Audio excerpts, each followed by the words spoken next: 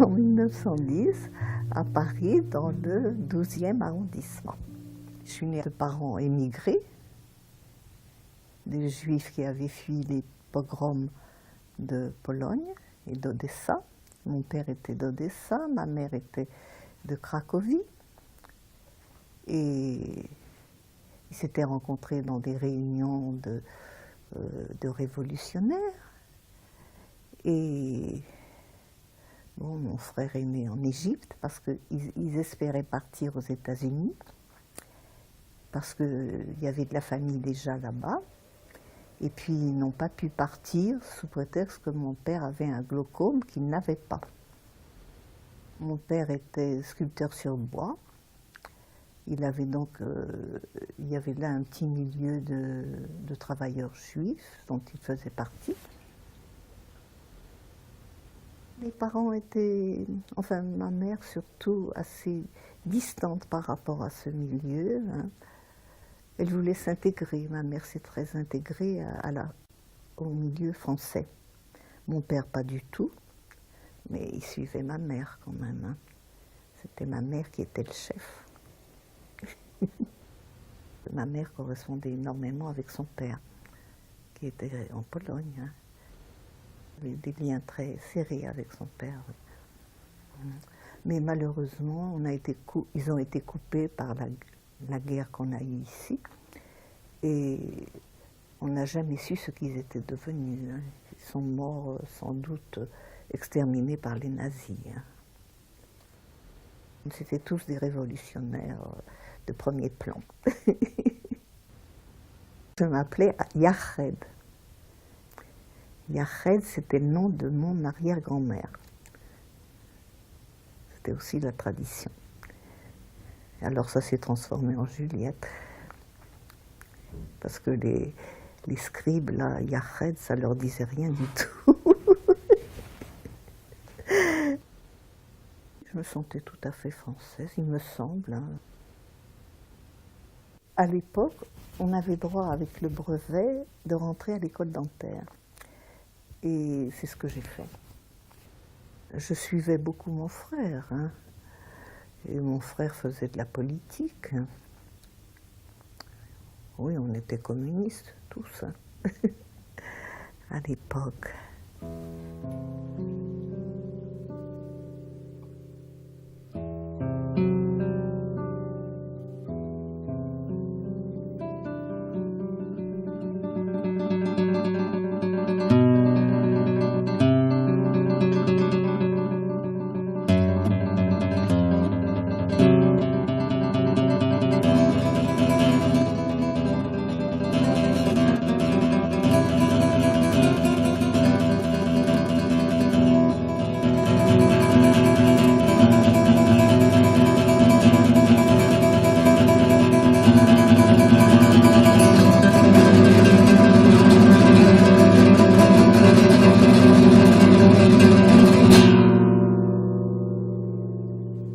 Je suis partie en Espagne en 1937, donc j'avais 27 ans. On me l'a reproché, hein, prendre des engagements alors que ma petite fille avait 5 ans. Bon, ben parce que je savais qu'elle était protégée quand même. Hein. Si j'avais pas eu ma belle-mère, je ne serais pas partie. Ça m'allait donner la liberté de le faire. Moi, je suis partie parce que mon ex-mari, bon, ben, il avait une petite amie, ce que j'appréciais pas tellement. Ils se sont réjouis, lui et elle, de ce que le mari qui était parti en Espagne a été tué. Il s'était libéré, elle était libérée. Ils se sont réjouis des communistes, d'un communiste qui meurt en Espagne. Ils étaient contents. J'ai trouvé ça tellement affreux et tellement scandaleux. J'ai dit, puisque ça leur plaît tant, je fous le camp en Espagne aussi. C'est comme ça que je suis partie. Par dépit, je trouvais que leur attitude était tellement dégoûtante que je suis partie.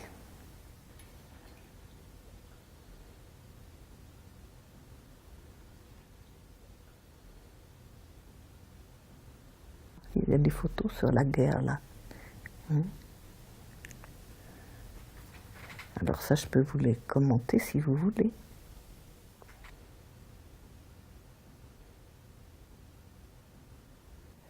D'abord, j'étais dentiste. Il doit y avoir l'attente là où j'étais dentiste. Ça n'a pas duré, ça m'emmerdait. J'ai très vite été assistante en chirurgie parce qu'il y avait un chirurgien et il avait un aide qui était anglais et qui est reparti en Angleterre et c'est moi qui l'ai remplacé. Alors là, c'est moi au travail. J'aime beaucoup cette photo. C'est moi et ça, c'est mon chirurgien. Voilà. Et j'aimais beaucoup ce boulot-là. On recevait les blessés. C'était le premier poste de secours. Et on envoyait les graves à Valence, où il y avait un grand hôpital, je crois. La France avait envoyé, les partis communistes français avaient envoyé une ambulance avec tout le matériel nécessaire. Alors, c'est dans cette ambulance-là qu'on travaillait, mais on avait une tente plutôt. Ça, c'est notre ambulance un jour de neige. Vous voyez, il y avait de la neige aussi, on avait froid. Là, on essayait de la faire marcher. Elle était en panne.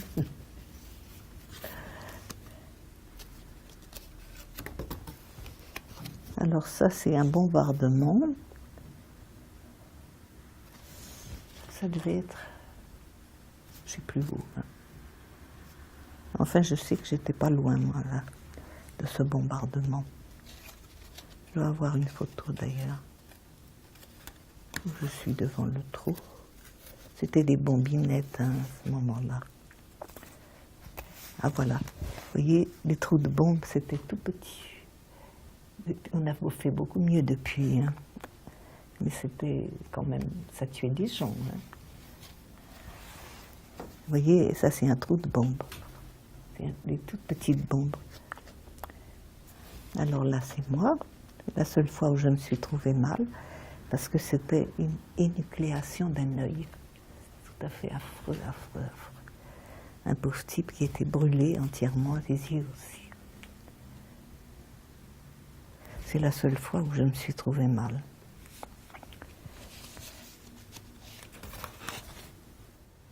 Alors là, c'est Teruel, ça je me rappelle très bien, Teruel après un bombardement. Alors, Teruel était démoli complètement. C'est une maison aussi à Teruel, vous voyez, les maisons étaient toutes démolies.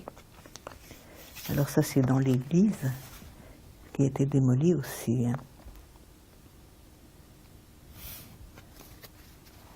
Par les bombardements nazis. Ça, c'était des tombes qui étaient pillées, d'ailleurs par les républicains, je dois dire, qui cherchaient les bijoux dans les tombes. Alors voilà notre anesthésiste, Angelita. C'était une fille remarquable, dont le papa avait vu l'ange Gabriel. C'est drôle, hein. Elle faisait ça formidablement, l'anesthésie. D'instinct. Elle n'était pas dans un parti politique, mais elles étaient républicaines. Enriquez, qui est mort à Auschwitz, c'était un très très gentil garçon.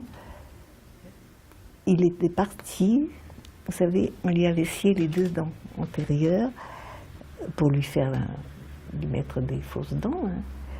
Et il est parti tout de suite, comme volontaire, sans ses fausses dents. Si bien qu'il était un peu défiguré, le pauvre. Et ça, c'est Andrea, la mère de Juliette. Elle est morte ici, à l'hôpital, à Paris, du tétanos.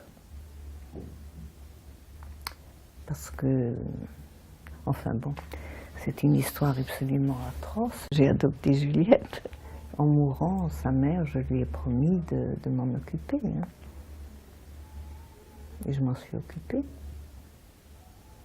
Et autrement, c'était Franco qui ramassait les enfants de ce genre. Hein. Ils allaient dans des orphelinats, mais ça, je voulais à aucun prix. Hein.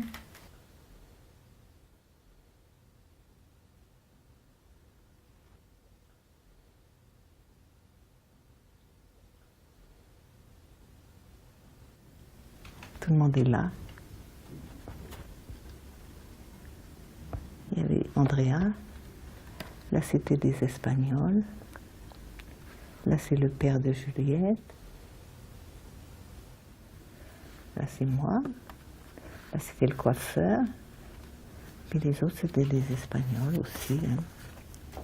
J'ai beaucoup partagé avec tous ces gens-là.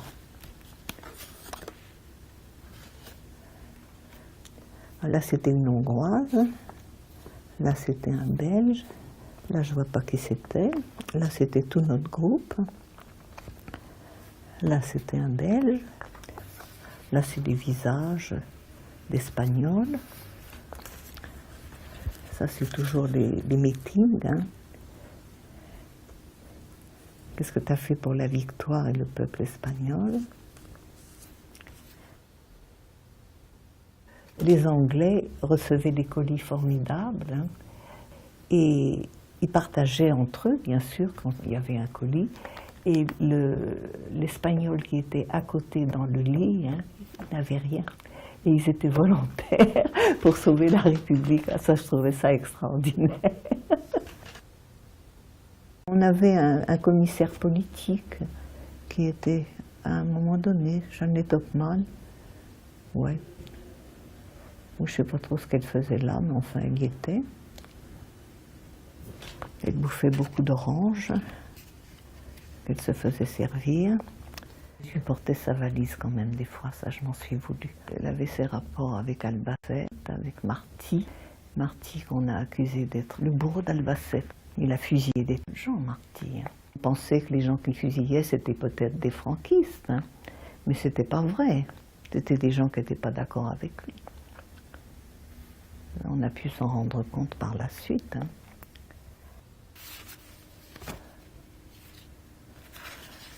Alors là, c'était tout à fait affreux. C'était quand j'ai eu la typhoïde.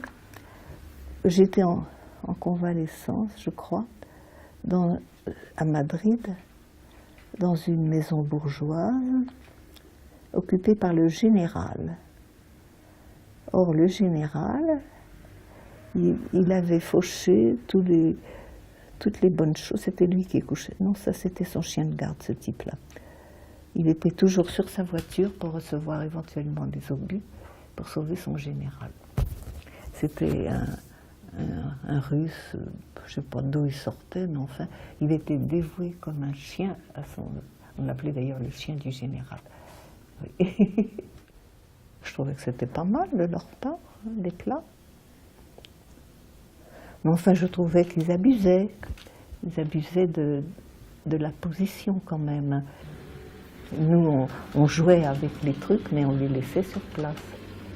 On n'emportait rien. Alors là, c'est toujours dans les moments de repos. Hein. On n'était pas tout le temps dans le malheur. Presque toutes les photos ont été prises par mon ami belge. Hein. Il s'appelait René Dumont.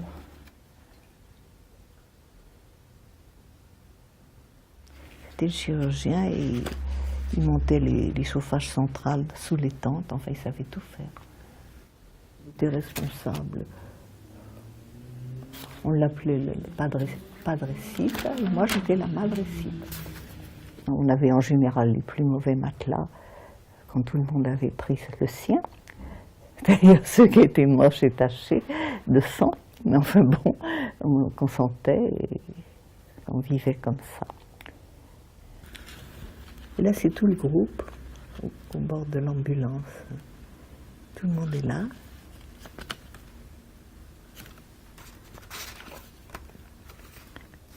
Alors là, c'est tout à fait autre chose. C'est la distribution du courrier. C'est assez drôle.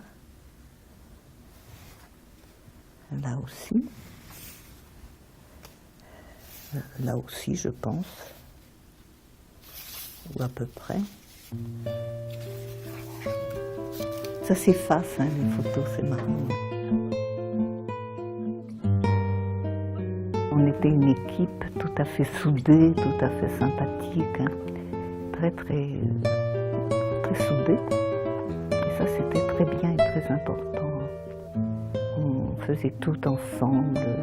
Il n'y avait pas de haut et de bas. Je suis devenue moi-même quand j'ai pris mon indépendance, quand je suis partie en Espagne. Autrement, j'étais la sœur de Thémine ou la femme d'Albert. C'était ma vraie vie qui commençait. C'est pour ça que j'ai des souvenirs extraordinaires de la guerre d'Espagne. C'est les meilleurs moments de ma vie. On m'en a voulu de ne pas faire partie des anciens d'Espagne. J'ai pas l'âme d'un ancien combattant. J'ai jamais été ancien de rien du tout. Oui, enfin c'est comme ça.